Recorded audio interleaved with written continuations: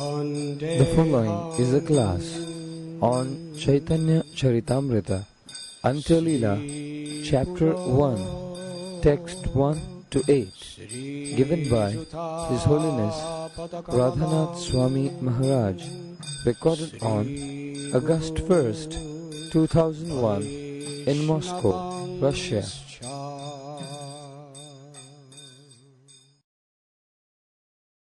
Pangum langayate shailam mukham avarthayech dhritim yat kripa tamaham bande Krishna Chaitanyam Ishwaram. I offer my respectful obeisances to Sri Krishna Chaitanya Mahaprabhu, by whose mercy even a lame man can cross over a mountain and a dumb man can recite Vedic literature. Durgame patimendasya Skalat padgater muhu Swakripa yastidanina Shanta santva valambanam. My path is very difficult. I am blind and my feet are slipping again and again. Therefore may the saints help me by granting me the stick of their mercy as my support. Sri Rupa Sanatana Bhakta Raghunath Sri Jiva Gopala Bhatta Das Raghunath Echai Gurura Karon Charana Vandan Yahaite Vignanal Abhishta Puran. I pray at the lotus feet of the six Goswamis, Sri Rupa, Sanatan, Bhatta Raghunath, Sri Jiva Gopal Bhatta and Das Raghunath, so that all impediments to my writing this literature will be annihilated and my real desire will be fulfilled. Purport by His Divine Grace, A.C. Bhaktivedanta Swami Prabhupada. If one wants to benefit the entire world, he will certainly find persons like hogs and pigs who will put forth many impediments. That is natural. But if a devotee seeks shelter at the lotus feet of the six Goswamis, the merciful Goswamis will certainly give the Lord's servitor all protection. It is not astonishing that impediments are placed before those who are spreading the Krishna consciousness movement all over the world. Nevertheless, if we adhere to the lotus feet of the six Goswamis and pray for their mercy, all impediments will be annihilated, and the transcendental devotional service to serve Krishna, the Supreme Lord, will be fulfilled. Jayatam suratao pangor mama mandamateragati mat sarvasva padam bojam radha madana mohanao. Glory to the all-merciful Radha and Madan Mohan. I am lame and ill-advised, yet they are my directors, and their lotus feet are everything to me. Divyad brindaranya kalpadrumadha Sriman Ratnagara Sinhasanastao Srimad Radha Srila Govinda Devao Pristalibi Sevyamano Smarani. In a temple of jewels in Vrindavan, underneath a desire tree, Sri Sri Radha Govinda, served by their most confidential associates, sit upon an effulgent throne. I offer my humble obeisances unto them. Sriman Rasarasarambi Vamsivata Tathastataha Karashan Venusvanayar Gopir Gopinatha Sriyestunaha. Sri Srila Gopinath, who originated the transcendental mellow of the rasa dance, stands on the shore at Vamsivat and attracts the attention of the cowherd damsels with the sound of his celebrated flute. May they all confer upon us their benediction. Jaya Jaya Sri Chaitanya Jaya Nityananda Jaya Dvaita Chandra Jaya Gau Bhakta Brinda. All glories to Lord Sri Chaitanya Mahaprabhu. All glories to Lord Nityananda. All glories to Advaita Acharya. All glories to the devotees of Lord Sri Chaitanya Mahaprabhu. This purport by our beloved Srila Prabhupada is a very intimate revelation of his heart. He is explaining to us that many impediments will come on the path of bhakti. It is natural. We can expect them. But if we pray to the lotus feet of the 6 Goswamis headed by Rupa and Sanatan, then by their mercy all impediments will be removed. Srila Prabhupada was ordered by his Guru Maharaj, Srila Bhakti Siddhanta Saraswati Thakur, to perform an impossible service that no other Acharya had ever performed in the history of our Gaudiya Vaishnavism. To actually fulfill the prophecy of Lord Chaitanya, Lord Nityananda. To propagate the Yuga Dharma, Harinam Sankirtan, and pure devotional service all over the world in the English language. When he retired from his household life and entered into the Vanaprastha stage, he was in his 60s. To prepare for his life mission, he went to Sri Vrindavan Dham. Most people go to Vrindavan when they are old to die. Bhakti Vinod Thakur, he explained we should die to live and live to spread the holy name around. That was Prabhupada's motivation. First he lived in the Bamsi Gopal temple. Then he went to Sri Sri Radha Damodar Mandir. Srila Prabhupada understood to create a foundation for his society, there must be books. He began the incredible feat of translating Srimad Bhagavatam into English language with elaborate purports based on the conclusions of all our Acharyas. He was so poor. He just had some very simple old cloth and he had no possessions. He had no substantial contacts in the Western world to help him. How would he spread this movement all over the world? Great impediment. But Srila Prabhupada took shelter at the lotus feet of Sri Rupa Goswami. He made his bhajan kutir and kitchen just inches away from Rupa Goswami's Samadhi Mandir. The divine presence and the mercy of great souls is especially prominent at their Samadhi Mandirs. Day and night, Srila Prabhupada was taking shelter of Sri Rupa Goswami, begging for him to empower him. And ultimately, with the blessings of Sri Rupa Goswami, he left for the Western world. And all impediments were removed. In 1972, Srila Prabhupada wanted to share that divine mercy with his followers. He invited devotees from all over the world to come to Vrindavan.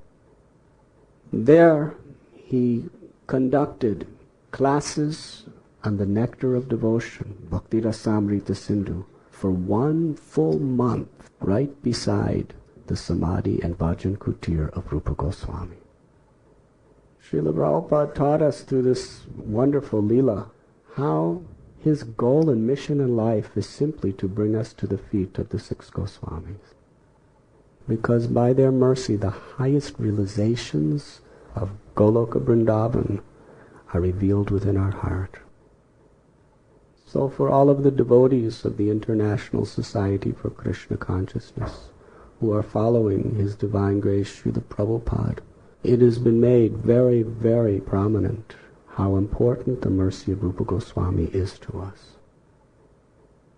Today we are continuing our narration, trying to somehow or other describe a part of a drop from the vast, unlimited ocean of the glories of Sri Rupa Goswami.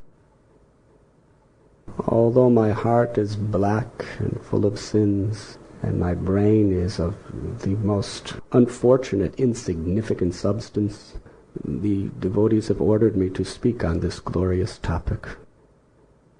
With your permission and blessings, I will try.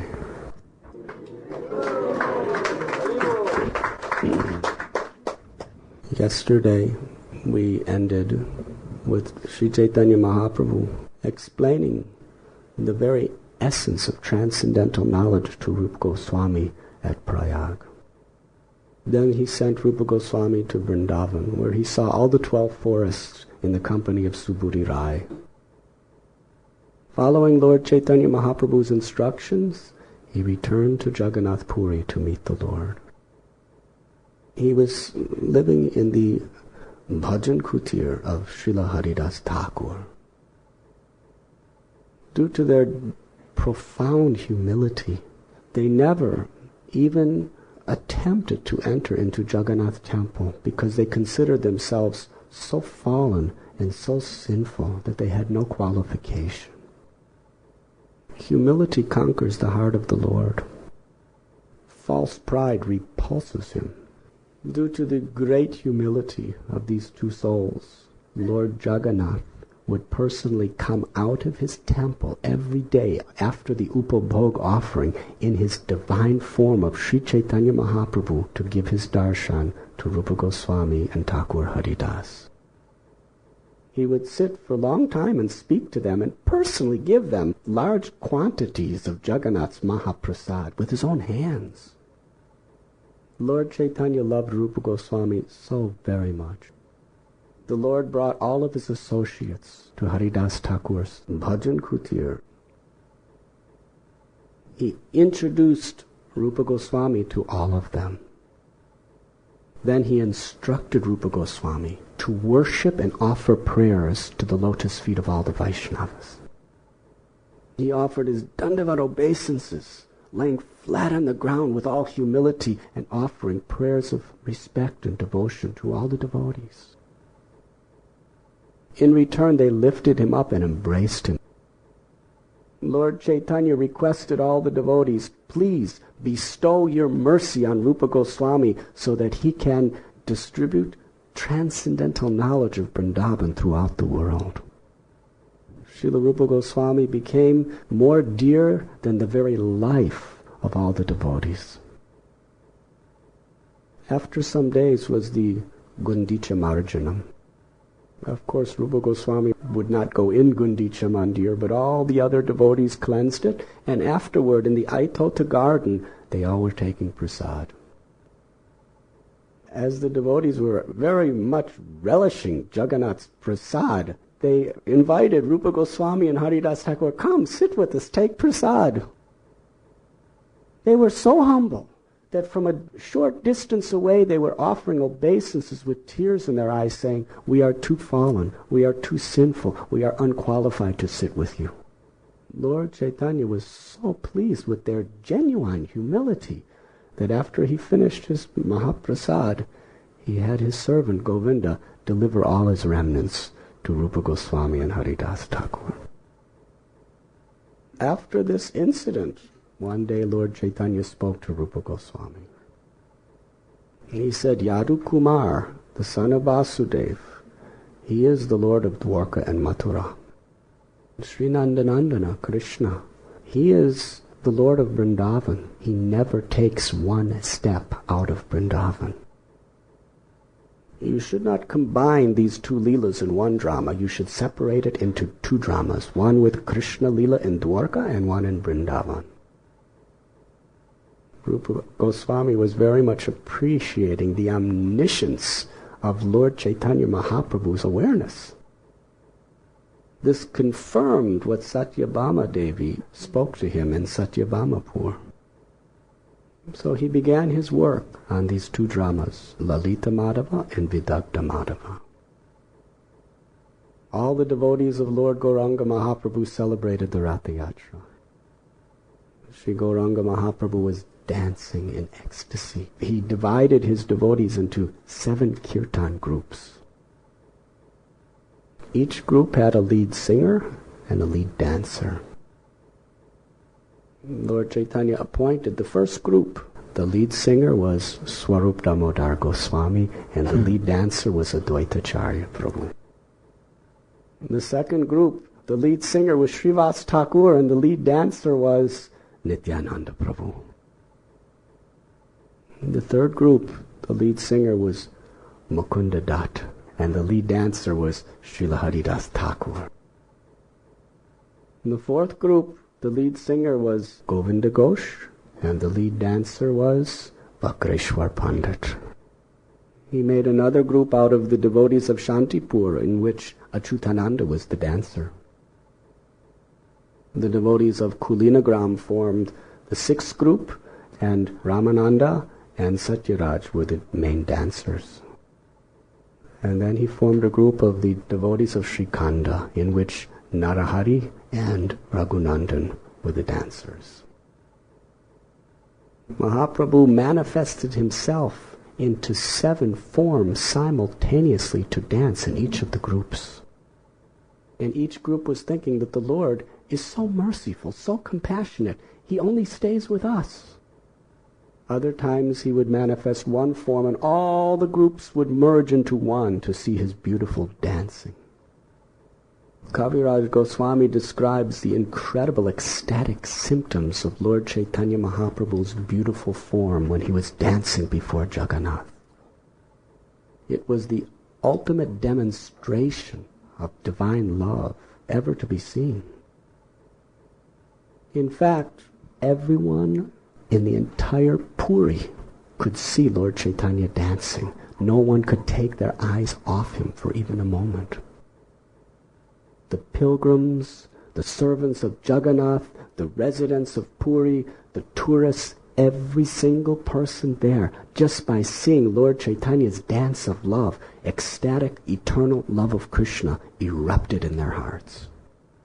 Sri Rupa Goswami was present for that Ratha Yatra.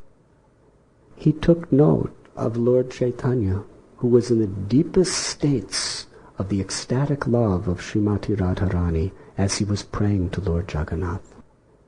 Lord Chaitanya was offering a very, very mysterious prayer. That very personality who stole my heart during my youth is now again my master. These are the same moonlit nights in the month of Chaitra. The same fragrance of malati flowers is there, and the same sweet breezes are blowing from the Kadamba forest. In our intimate relationship, I am also the same lover, yet still my mind is not happy here.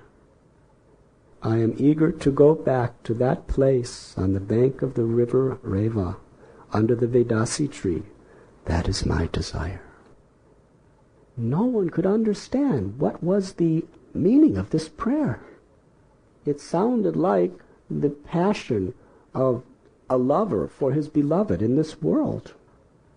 It is said that Srila Swarup Damodar Goswami, his heart and Mahaprabhu's heart were non-different. He alone could understand the deep import of this sloka. Sri Rupa Goswami, some days later, wrote on a palm leaf a explanation of this verse by writing another verse. Then he took that palm leaf and put it in the thatched roof of Haridas Thakur's residence. He went to the sea to take his bath. While he was away, Lord Chaitanya arrived. He happened to see this palm leaf stuck in the roof. He examined it. Lord Chaitanya was ecstatically struck with wonder. He read that verse. At that time, Rupa Goswami arrived. Lord Chaitanya saw him bowing down. He picked him up and very affectionately slapped him. Then Lord Chaitanya met with Swarup Damodar Goswami, and he recited the verse that Rupa Goswami had written, which is as follows. My dear friend, now I have met my very old and dear friend Krishna on this field of Kurukshetra. I am the same Radharani, and now we are meeting together. It is very pleasant, but I would still like to go to the bank of the Jamuna, beneath the trees of the forest there. I wish to hear the vibration of his sweet flute playing the 5th note within the forest of Vrindavan. Lord Chaitanya was in ecstasy reading this verse. He asked Swarup Damodar Goswami, how is it possible that Rupa Goswami has understood and realized the innermost confidential feelings of my heart? Swarup Damodar Goswami replied, "It is because you have bestowed your great mercy upon him. There is no other way." Lord Chaitanya said, "Yes." I met Rupa Goswami at Prayag. When I noticed his conduct and his humble devotional qualities, I considered he is a fit candidate for my mercy. I bestowed my special mercy upon him, and I empowered him to perfectly understand my heart. Now, Swarup Damodar Goswami, you please instruct Rupa Goswami on the transcendental mellows of Vrindavan. For I have empowered him to write transcendental literatures, to spread throughout the world the glories of pure devotional service of Vrindavan. One day, Lord Chaitanya Mahaprabhu came to the residence of Haridas and Rupa Goswami. Srila Rupa Goswami was just in the process of writing his literatures. Sri Chaitanya Mahaprabhu picked up the palm leaf. He said, "I want to see what you are writing, Sri Rupa." He held that palm leaf up, and his heart was filled with bliss. He said, "The handwriting of Srila Rupa Goswami is like rows of pearls." Then he read the verse. Such a verse that brought ecstasy to his heart. I do not know how much nectar the two syllables Krishna have produced. When that holy name of Krishna dances on my tongue, I desire many, many mouths. When that name enters my ears, I desire millions upon millions of ears. When the name of Krishna enters into the courtyard of my heart, it conquers my mind, and my senses become inert. The Namacharya Srila Haridas Thakur, when he heard that verse, he began to dance in ecstasy. Sri Chaitanya Mahaprabhu was so satisfied. The next morning, he met with Sri Ramananda Rai, Sarvabhauma Bhattacharya, Swarup Damodar Goswami, and began to recite these verses to them. He brought them and the other devotees to visit Rupa Goswami. On the way, Sri Chaitanya Mahaprabhu was extolling the glories of Rupa Goswami with such love, it appeared he had 5 mouths. And the devotees were filled with joy to hear Lord Chaitanya Mahaprabhu's praise of Rupa Goswami. Materialistic consciousness doesn't like to hear other people praised. We like to hear ourselves praised. Actually, if someone we don't know and has nothing to do with what we're doing is praised, we don't mind. Just like if you're a good preacher and you have recognition and distinction for being a good preacher. If somebody praises another devotee for being an excellent cook, you don't mind. But if they began to praise a person because they're such good preachers, the tendency is to become envious. These words of praise should be coming to me. Why are you giving to someone else? The mind is thinking like this.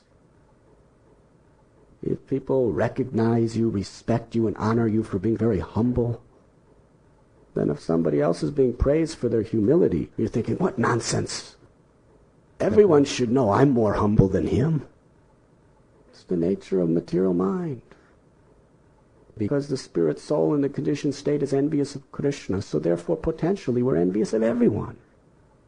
And whatever we're recognized, appreciated, and praised for, anybody else who is praised for those things, that is where we are most vulnerable to be envious. But Lord Chaitanya taught us, Trinarapi sunichena tarorapi sahishnana amanina manadena kirtaniya sadhari. A devotee is humble. A devotee, a real Vaishnava, feels the greatest joy to see another devotee getting special mercy and empowerment of Lord Chaitanya and hearing the praise of those Vaishnavas. They arrive at Haridas Thakur's kutir. All the devotees sat on a raised platform. Haridas Thakur and Rupa Goswami sat on the lowest possible level. Lord Chaitanya and the devotee said, please come sit with us. We are not fit to sit with you. We will stay here. Then Lord Chaitanya requested Srila Rupa Goswami, please recite that verse that brought so much joy to my heart. Rupa Goswami, due to his humility, he was too shy to read something that he wrote to such exalted personalities. In this way, he resisted reading it. So Swarup Damodar Goswami recited it.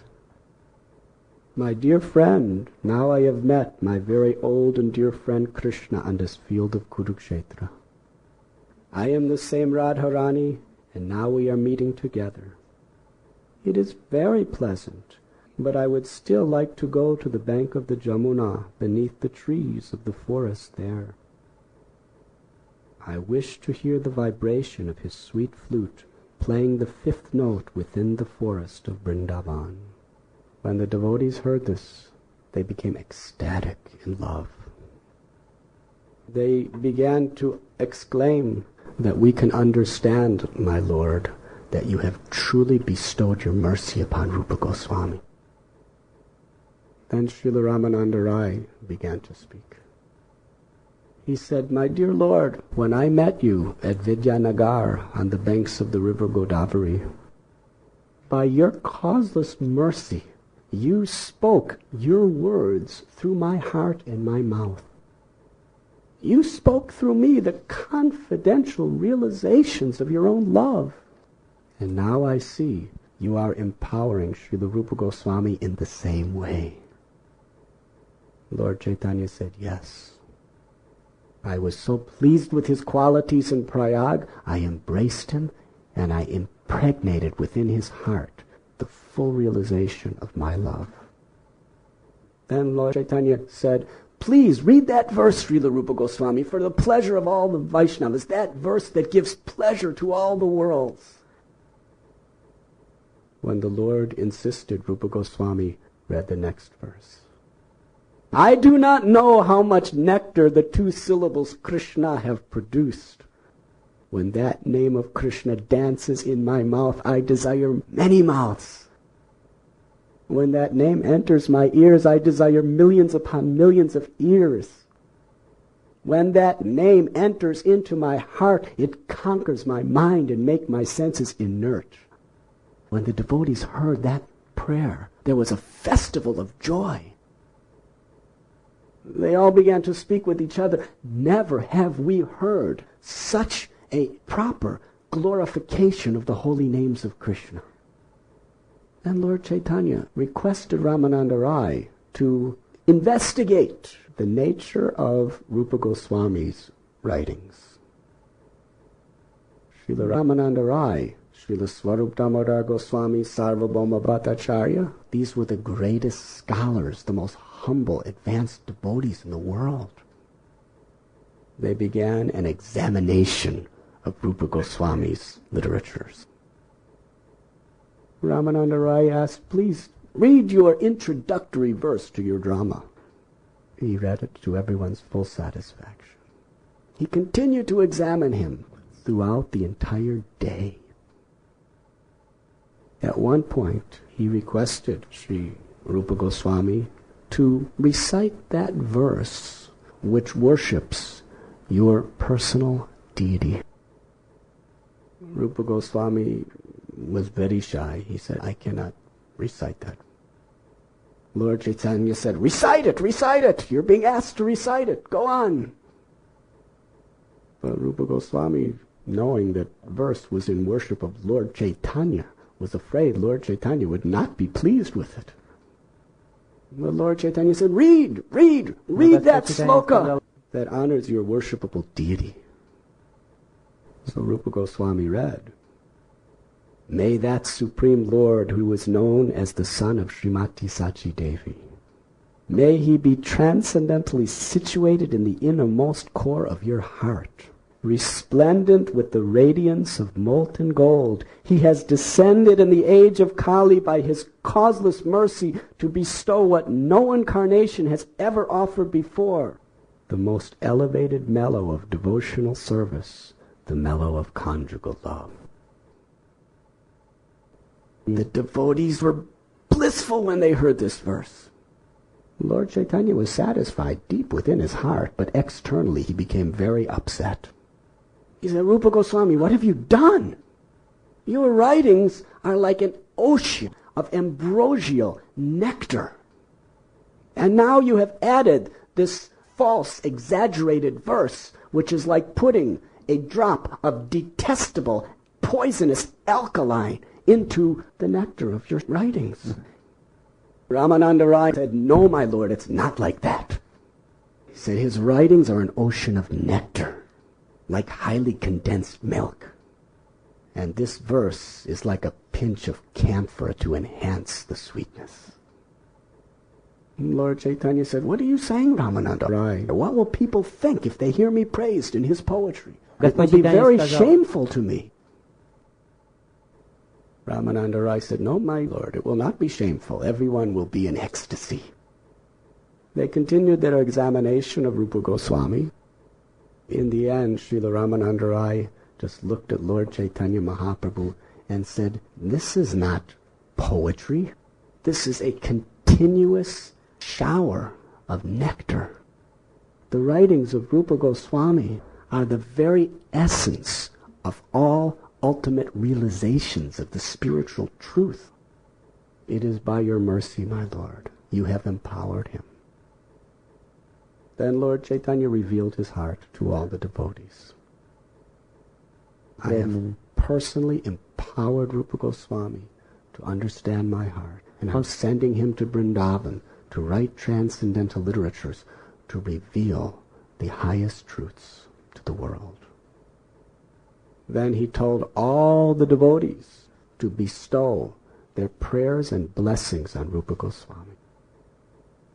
Srila Rupa Goswami went and fell at the feet of all the devotees. Sri Nityananda Prabhu, Advaita Prabhu, they embraced him and blessed him. Without the blessings and mercy of Vaishnavas, nothing we can do will please Krishna. That is the culture of Krishna consciousness. And you cannot force blessings. You can only attract the blessings of the heart of the Vaishnavas by our sincere, humble desire to serve. Sri Rupa Goswami remained in Jagannath Puri with Lord Chaitanya and his devotees for 10 months. In this particular meeting that we just spoke of, Sri Chaitanya Mahaprabhu formally, officially established Rupa Goswami as the Acharya of our Sampradaya. And that all those who want to follow the path of Lord Chaitanya must become Rupanugas, the followers of Sri Rupa. Lord Chaitanya told Rupa Goswami, now you should go to Vrindavan.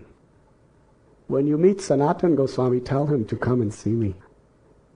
Your mission in Vrindavan should be to write transcendental literatures glorifying the highest perfection of pure devotional service in the mood of the residents of Vrindavan. You should discover and excavate the holy places of Krishna's Leela that have been lost to the world for a long time. You should construct beautiful temples, install the deities, and show how to worship the Supreme Lord Krishna. And by your life's example, you should teach the world the highest principles of Vaishnavism. With those 4 instructions upon his head, Rupa Goswami took the blessings of all the devotees, departed for Vrindavan. While in Vrindavan, finally, after many years, he met with Srila Sanatana Goswami. Gradually, the other Goswamis began to arrive. Lokanath Goswami and Bhugarbha Goswami were already in Vrindavan. Soon came Gopal Bhatta Goswami from South India. Raghunath Bhatta Goswami came from Varanasi. Raghunath Das Goswami, after serving Sri Chaitanya Mahaprabhu for 16 years in Puri, ultimately joined them in Vrindavan. And later on, their own nephew, the son of Anupam, Sri Jiva Goswami, came. Sri Rupa Goswami traveled throughout the entire Braj Bhumi. By the mercy of Lord Chaitanya, they could personally see with their own eyes the Leela of Radha and Krishna. But yet they were always in the mood of separation. He Radhe Brajadeva Ke Chalalite He Nanda Shuno Kataha. They were revealing the holy places of Krishna's Leela throughout Vrindavan. After many years of performing this service, Rupa Goswami was feeling great lamentation in his heart, because there was one mission he was not able to fulfill. According to these scriptures, the prominent deity of Vrindavan was Govindadev. He was originally installed by Vajranabh, the great-grandson of Sri Krishna. Rupa Goswami was looking everywhere for Govindadev, studying various scriptures and local chronicles. He was inquiring everywhere from anyone. He was going to the homes of hundreds and hundreds of Brijabasis, seeing if they were worshipping Govindadev. However, there was not even a clue of where Govinda was. So Rupa Goswami, for many days, was just sitting on the bank of Jamuna, crying. One day, a Brijabasi, in the form of a beautiful young cowherd boy, approached Srila Rupa Goswami. The cowherd boy said, "Goswamiji, why do you look so sad?" He said, "Because my Lord, my Master, Lord Chaitanya has given me instruction, and I'm not able to fulfill that instruction." "What is that?" "I cannot find the Murti of Govindaji. I've searched everywhere." The boy smiled. He said, "Do not be sad. Not far from here, there is a hill called Gomtio. At that place, every day a cow comes. She lets an abundant amount of milk come from her udder, and it falls into the ground. Where the milk falls, underneath you will find Govindaji. Shall I take you to Gomatio?" Rupa Goswami, "Yes, please." The little boy took him by the hand and brought him to Gomatio. There he saw this eternal Surabhi cow offering all of her milk into the ground. Then the boy disappeared. At that moment, Rupa Goswami understood who that little boy really was. It was Govindaji himself. Rupa Goswami fell to the ground unconscious for a long time. Then he woke up, and he was ecstatically lamenting, "The Supreme Lord Gopal came to me and I didn't even recognize him. But he has given me a mission." Sri Rupa Goswami went to speak to some Brijabasis and told them, "If you dig very carefully just here, Govindaji will be. He's hiding under this ground." Under Sri Rupa Goswami's command, the Brijabasis began to dig in the ground. To their great satisfaction, Sri Govindadev revealed himself. When they took him out of the earth, they were struck with wonder. He was more beautiful than hundreds and millions of Kandarpas or Cupids. Hundreds and thousands of Brijabasis came from all directions to see the installation of Govindadev. Throughout Braja, Sri Rupa Goswami became so very, very dear to everyone's hearts, because it was through his devotion that Govindaji had come to give his darshan. Sri Rupa Goswami worshipped Govindadev in a very simple way. But many years later, his disciple Raghunath Bhatta Goswami, he ordered his disciple, the Rajman Singh, to erect a beautiful temple for Govindadev. The largest, most magnificent temple in all of North India. 7 stories in height. Not only that, Raghunath Bhatta Goswami made Govindadev his own worshipable deity. He arranged his disciples to provide beautiful cloth for clothing for the deities. opulent ornaments. Two of the ornaments that were offered by Raghunath Bhatta Goswami are very celebrated throughout the world. He offered Govindadev a beautiful flute and earrings shaped like sharks. In this way, all of Rupa Goswami's desires were being fulfilled. The literature of Sri Rupa Goswami was so absolutely perfectly composed. One day Sri Sanatana Goswami visited him. When the 6 Goswamis would come together, they would just discuss the various literatures they were writing. They would discuss the pastimes of Vrindavan, of Mahaprabhu, and have Harinam Sankirtan. This was their whole life. So one day, Sanatana Goswami was hearing the composition of Rupa Goswami. Rupa Goswami described the black braids in the hair of Srimati Radharani to resemble 2 black serpents. Sanatana Goswami said, Sri Rupa Goswami, this is not such a nice way to explain Radharani's hair to be like black serpents. Rupa Goswami was so humble, he said, then I will change it. That day, Sanatana Goswami went to a very sacred kund of Braja to take his bath. There he saw several young Brijavasi girls taking their baths. All of a sudden, he saw a black serpent right behind the head of one of those girls. Sanatana Goswami, being very compassionate, started shouting out to the girls, get away, there's a serpent. He went right into the water to save the girls from this serpent. The girls just smiled at him very sweetly. Then they disappeared. Sanatana Goswami went right back to Rupa Goswami's bhajan kutir. He said, Sri Rupa, don't change that verse. That verse is perfect. Keep it as it is. Another time, Sri Rupa Goswami was sitting in his bhajan kutir, and he was chanting the holy names. And suddenly, Krishna just began to reveal his leelas within Rupa Goswami's heart. So Rupa Goswami, he was sitting and just meditating on this leela. It was not something artificial or imagination. It was revealed by Krishna. There he saw the Sakis, the confidential maidservants of Srimati Radharani, decorating her for her meeting with Krishna. They were putting cosmetics on her face. They were putting nice cloth around her and ornaments. They combed her hair very nicely.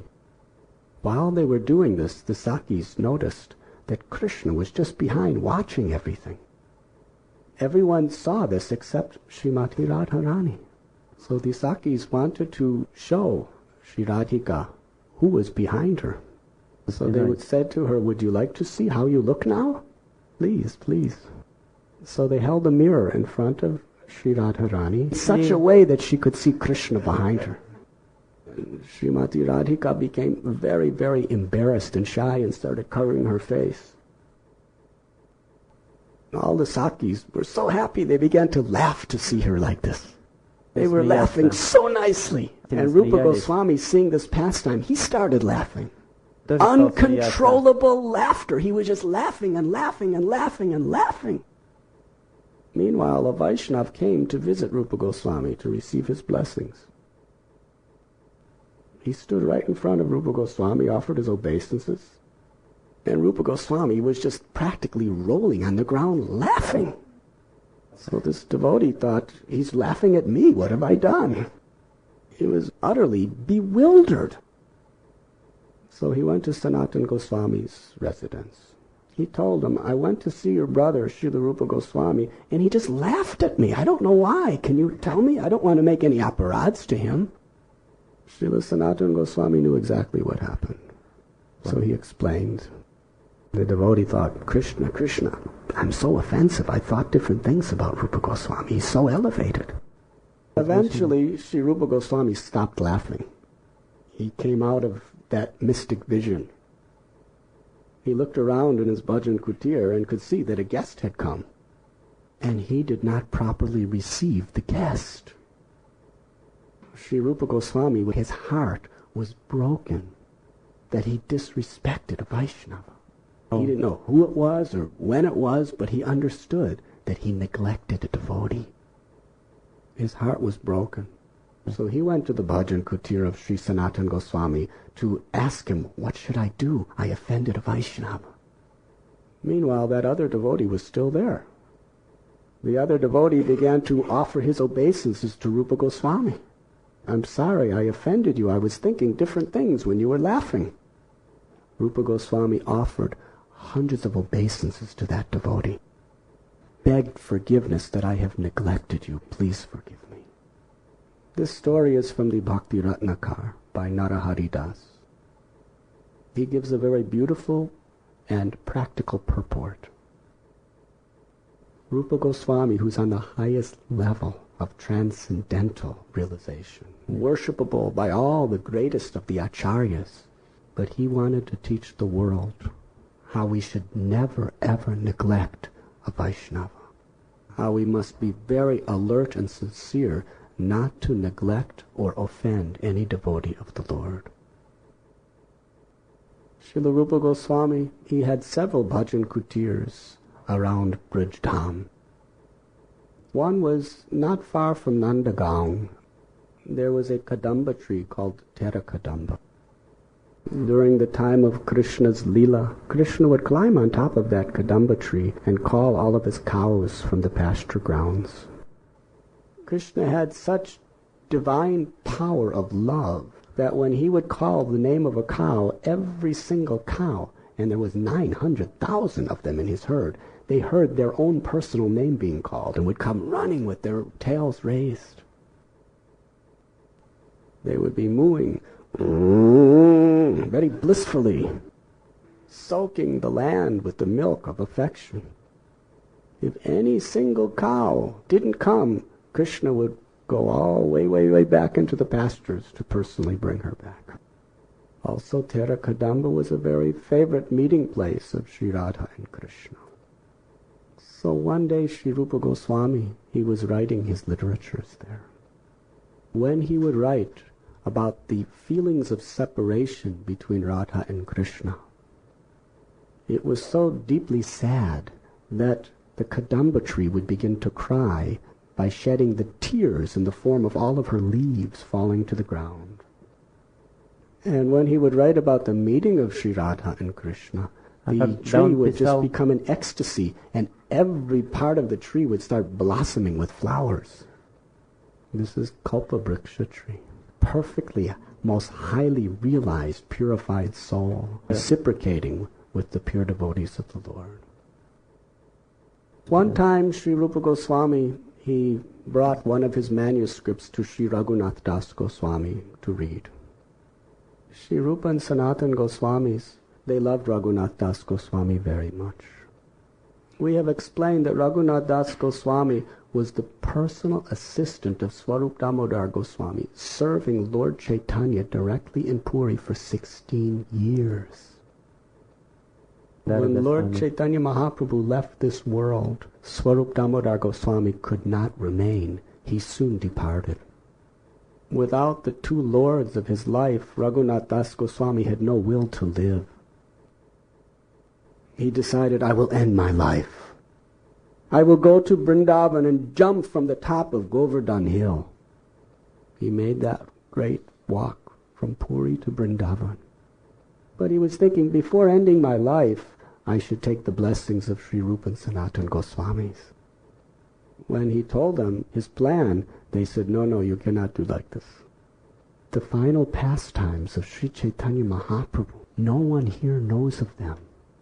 You should remain with us and every day recite the glorious pastimes of Sri Chaitanya Mahaprabhu in Jagannath Puri. On the order of Rupa and Sanatana, Raghunath Das Goswami every day for several hours would have discourse discussing the glories of Sri Chaitanya Mahaprabhu. Knowing the intimate sentiments of Sri Raghunath Das Goswami's love, Sri Rupa and Sanatana Goswami personally arranged for him to live on the banks of Sri Radha Kund. So on this particular day, Rupa Goswami gave the manuscript of Lalita Madhava to Raghunath Das. When he read this story of the separation of Sri Radha and Krishna, Raghunath Das Goswami just became so filled with the ecstasy of separation. For days he could not speak to anyone. He was simply weeping incessantly. Devotees seeing him in this pitiable condition could not bear it. So they explained to Rupa Goswami, this is what your book has done to Sri Raghunath Das Goswami. So out of his love, Rupa Goswami immediately wrote another book describing the joyous meetings of Sri Radha and Krishna. He went personally to Sri Radha Kund and he said to Sri Raghunath Das Goswami, I have written another book, I would like you to examine it. But that other manuscript I gave you, Lalita Madhava, I need to edit it, please give it back to me. So when Raghunath Das Goswami read the beautiful poetry of Rupa Goswami describing the union of Sri Radha and Krishna, he became very, very happy. This was the intimacy of the love shared between the 6 Goswamis. Such compassion, such concern, but always centered around Krishna. There is the famous story that it was Sanatana Goswami's appearance day, and Sri Rupa Goswami considered Sanatana Goswami his guru. He was his elder brother. Lord Chaitanya told Ramananda Rai that the elder brother of Rupa Goswami is Sanatana Goswami. He alone has your qualities. He's simultaneously very learned, supremely renounced, and at the same time completely humble. The combination of these three is practically impossible to find, but it makes the devotee so unlimitedly attractive to the hearts of the Vaishnavas and Krishna. To be truly renounced, to be deeply learned, and at the same time to be decorated with the supreme ornament of humility. Lord Chaitanya Mahaprabhu had said on occasions that Sanatana Goswami, you are like my own guru. So Rupa Goswami was thinking, I want to arrange a nice feast for my guru on this auspicious day. But the Goswamis had nothing. They were just living doing madhukari, begging from house to house, getting some rotis. But the Lord knows the heart. A very beautiful, mysterious little cowherd girl approached Rupa Goswami. She said, I have brought this kheer, sweet rice. You should offer it to your brother today. Then she disappeared. Rupa Goswami was very happy. He offered this kheer to Sanatana Goswami. Sanatana Goswami started to eat it. He said to Rupa Goswami, we'll take together, you take also. As soon as they tasted it, they became completely uncontrolled in ecstasy. Sanatana Goswami said to Rupa Goswami, where did you get this? He said, a little cowherd girl just came up and gave it to me. Can you describe what this cowherd girl looked like? He began to explain. As he was explaining, Sanatana Goswami understood it was Srimati Radharani. Sanatana Goswami became very much upset and ashamed. In a loving way, he chastised Rupa Goswami. He said, you have caused us to accept service from our most worshipable Sri Radharani. It is she that is the ultimate object of all of our love. It is she that we have surrendered our lives eternally for her pleasure. We are the servants of her servants. And you have caused her to serve us.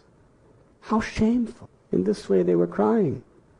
But at the same time, the sweet rice tasted so good they couldn't stop drinking it.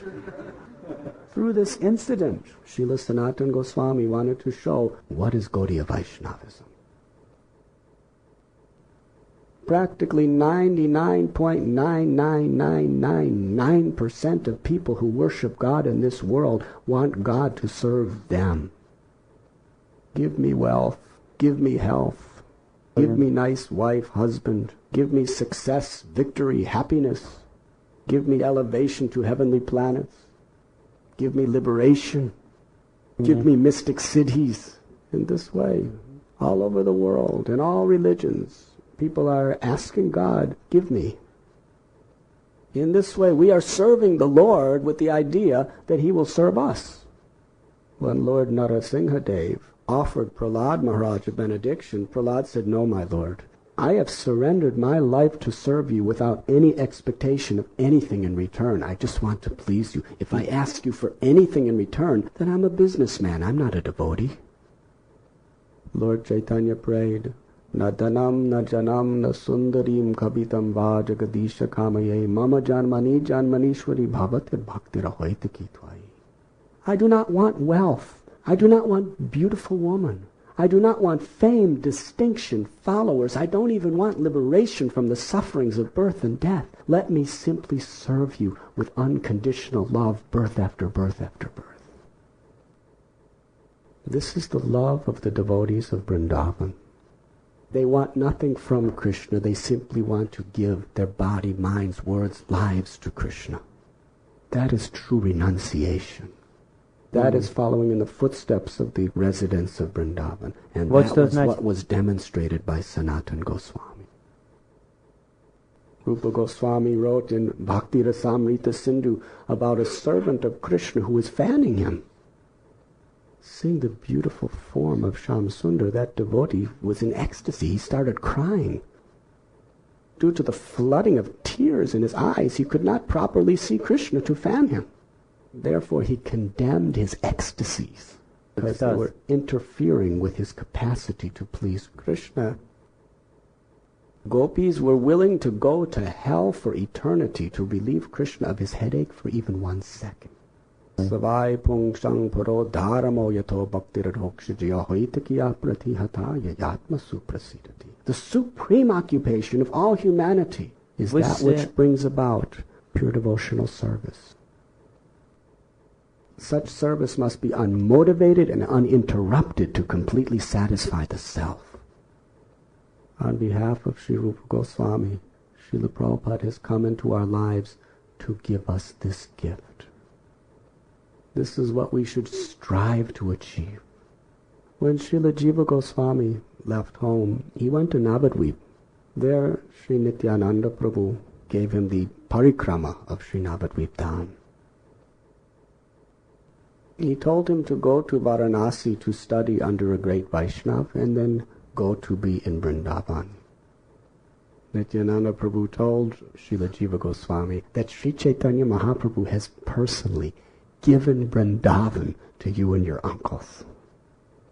By that time, Sri Jiva Goswami, when he was in Varanasi, he became famous throughout the land as the greatest scholar of the scriptures. With that reputation, he went to Vrindavan.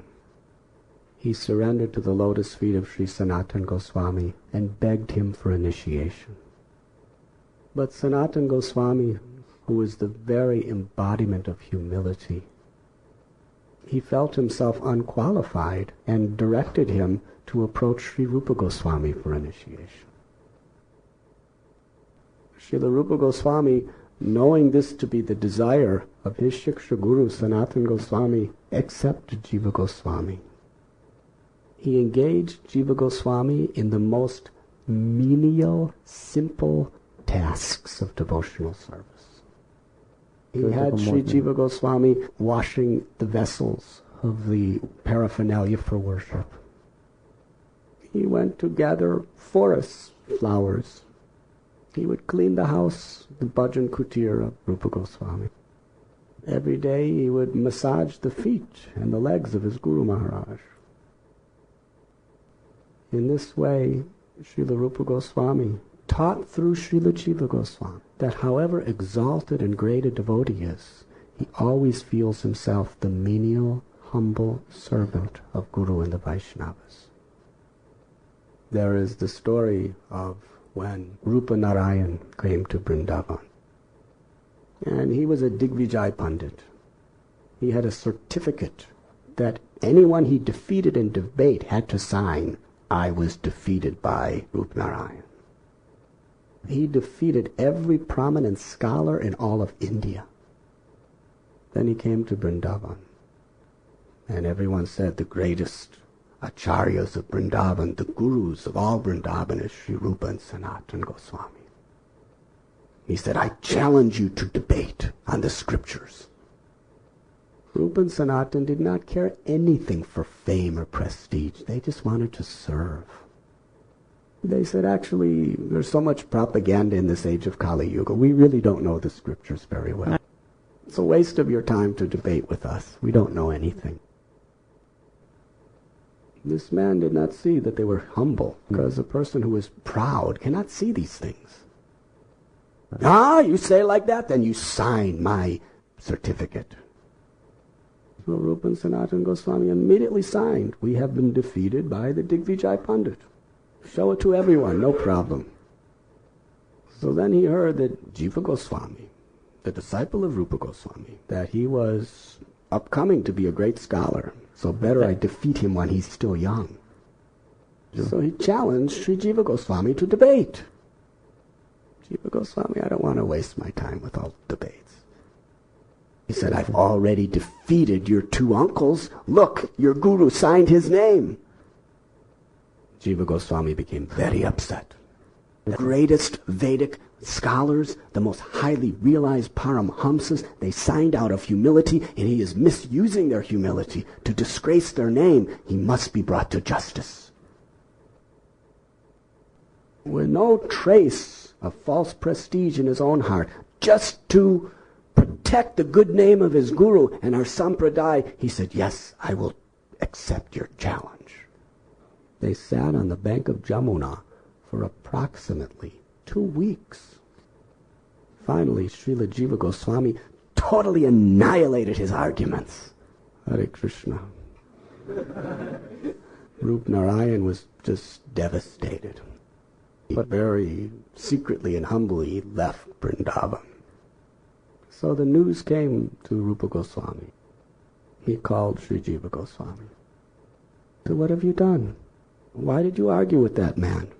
He's just a nonsense person. Why did you argue with him? You defeated him just so that you would be victorious? That means I have detected pride within your heart. And Vrindavan is a place for those who are completely humble in the mood of surrender to Krishna and Sri Radha. If there is even a drop of pride in one's heart, one is not entitled to remain in Vrindavan. You go from here. Jiva Goswami, he was such a humble devotee. He didn't think, my Guru Maharaj doesn't understand me. He was thinking in the core of his heart that my Guru Maharaj understands me very well. I am very proud. I am very puffed up. I did it all for my own prestige. I have to atone for this great offense. He left Vrindavan. According to Bhakti Ratnakar, near Mathura, outside, near the Jamuna, he was living in a very, very simple little thatched hut. It is also said he was living in the hole in the ground. And he was weeping and weeping day and night, atoning for his offense. He would practically not eat anything. The Brijabasis would come to him, and the only thing he would accept was just some raw flour. He would just add Jamuna water and eat a few drops of that every day. In his ecstasy of love, he was suffering terribly due to his feeling that I am proud and I have offended my Guru. This went on for months. Srila Sanatana Goswami would travel all over Braj Bhumi to enliven and inspire all the devotees. Everyone loved him as their dearest well-wisher. In fact, the whole Vrindavan considered him the Guru of Braja. Even today, on the Guru Purnima, which is the disappearance day of Sanatana Goswami, practically everyone of Brajabhumi does the Govardhan Parikrama. Hundreds and thousands of people at the same time. There's practically a line, a queue that you have to just walk behind to go around Govardhan Hill. We asked the Brijabasi that why is it that this is specifically the day when all the Brijabasis are so eager to do Govardhan Parikrama? He said because this is the disappearance day of Srila Sanatana Goswami. Sanatana Goswami, up until the point he left his body, he maintained a vow to do Govardhan Parikrama every day. When he was very, very old, still, every single day he would do the full Govardhan Parikrama. But with such trouble that Krishna actually personally appeared to him and told him, you shouldn't do this, it's too much, you're old. But still, this was his worship, to please Krishna. He didn't consider his own convenience or inconvenience. Lord Krishna personally stepped on one of the stones of Govardhan Hill and imprinted his own footprint. And personally brought that Shila back to Manasi Ganga at the Chakaleshwar Mahadev temple and placed it in Sanatana Goswami's Bhajan Kutir.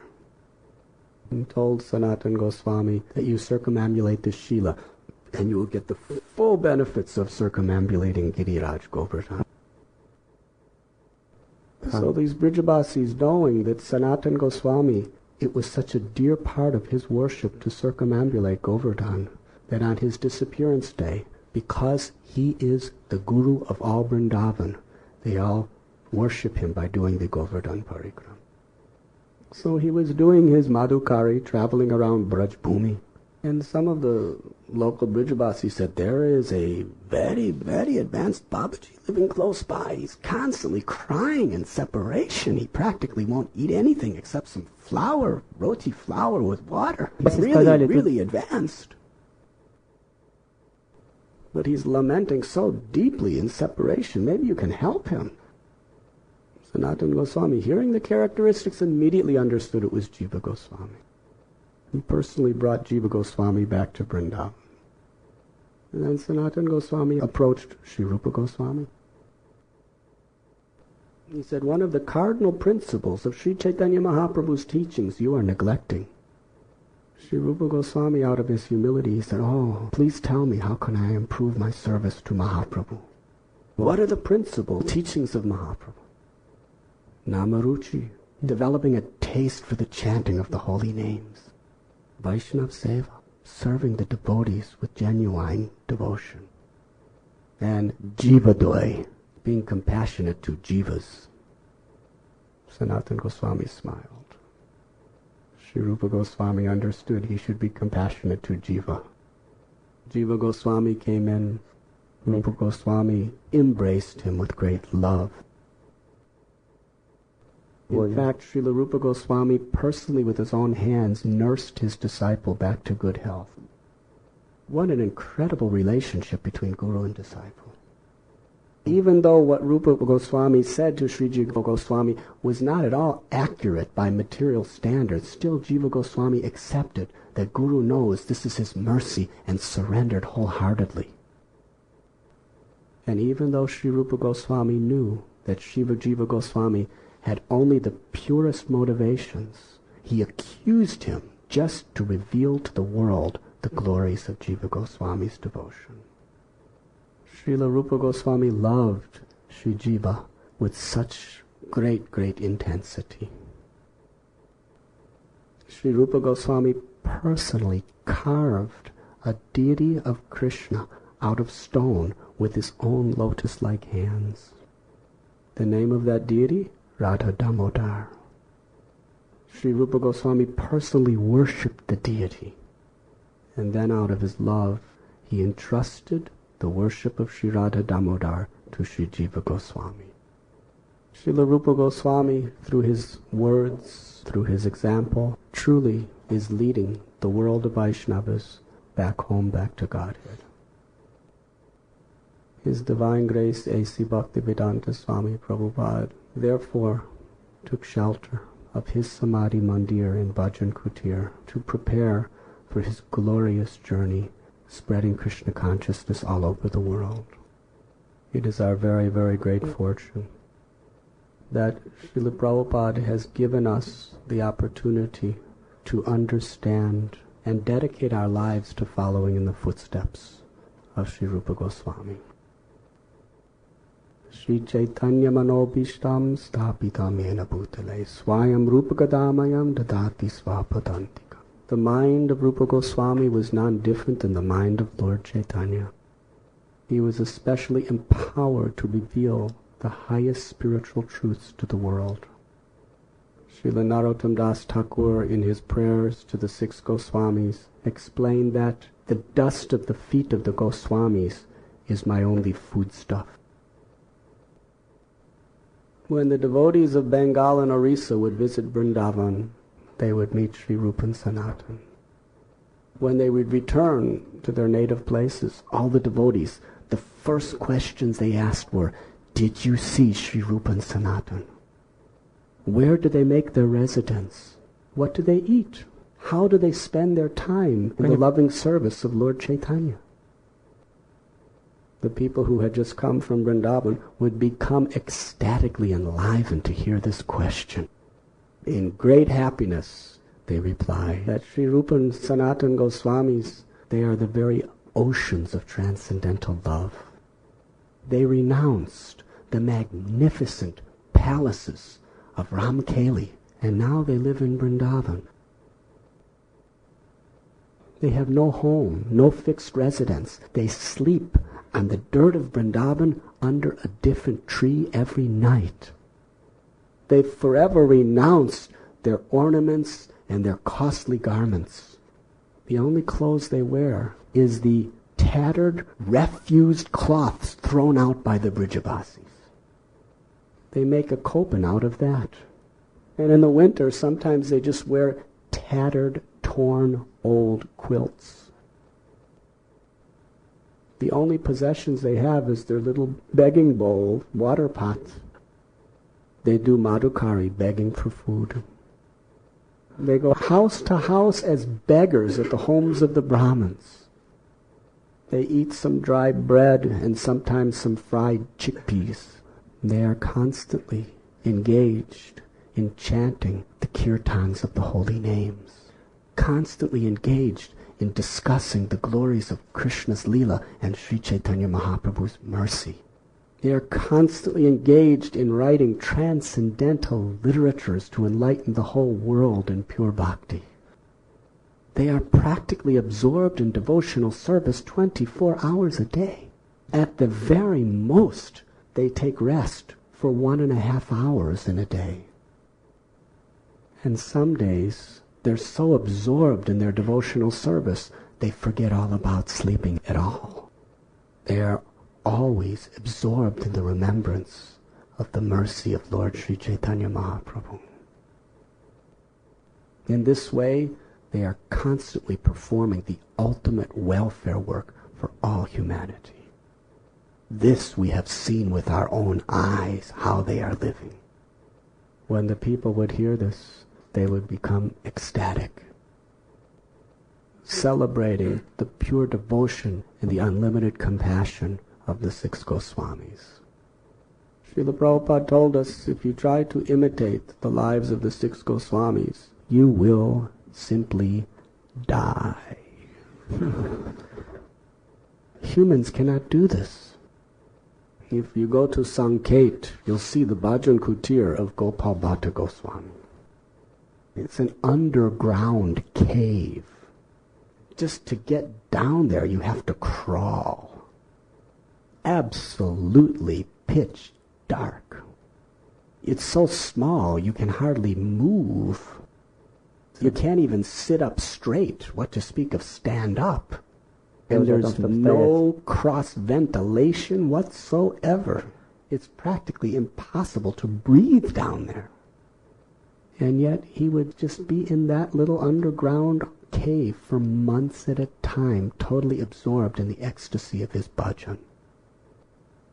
Raghunath Das Goswami, he was so absorbed in devotional service that every few days he would just take one tiny little leaf cup of buttermilk. And when he'd be drinking it, he would be weeping in shame, thinking, I'm so attached to this body that I'm taking so much time away from my service to Radharani and Sri Krishna just for this sense gratification.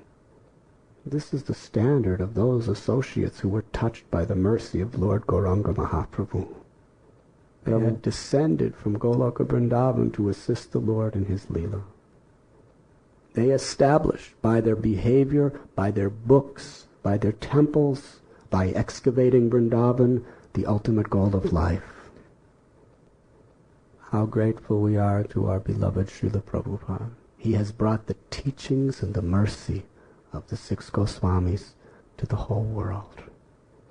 On this very auspicious day, let us bow our heads with great humility and grateful hearts at his lotus feet.